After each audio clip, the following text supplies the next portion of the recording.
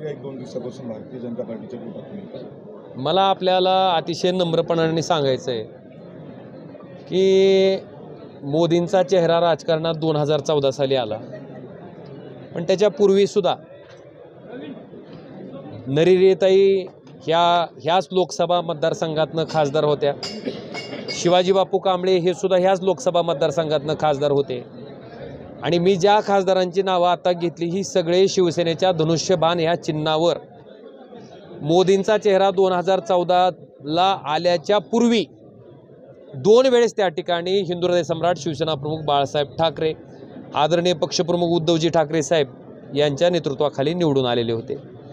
त्याच्यामुळं जी वस्तुस्थिती आहे ती सुद्धा आपल्या सगळ्याला सांगणं गरजेचं आहे।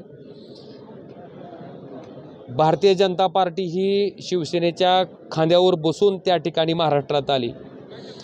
भारतीय जनता पार्टीचा जो काही वटवृक्ष झाला आहे ते वटवृक्ष होण्याच्या बाबतीत सुद्धा सेनेचं योगदान किती आहे हे सर्वसामान्य कार्यकर्ता, सर्वसामान्य माणसं गावात गेल्यानंतर तुम्हाला त्या ठिकाणी आवर्जून सांगतील।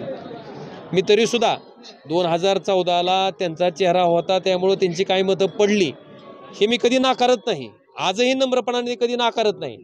पण एवढंच मला त्यांना लीनतेनं सांगायचं आहे की धाराशिव लोकसभा मतदारसंघामध्ये हिंदू हृदय सम्राट शिवसेना प्रमुख बाळासाहेब ठाकरे, पक्षप्रमुख उद्धवजी ठाकरे साहेब यांच्यावर जीवापाड प्रेम करणारा शिवसैनिक आजही त्या ठिकाणी आहे। त्यांचीही काही मतं त्या ठिकाणी निश्चितपणे आहेत।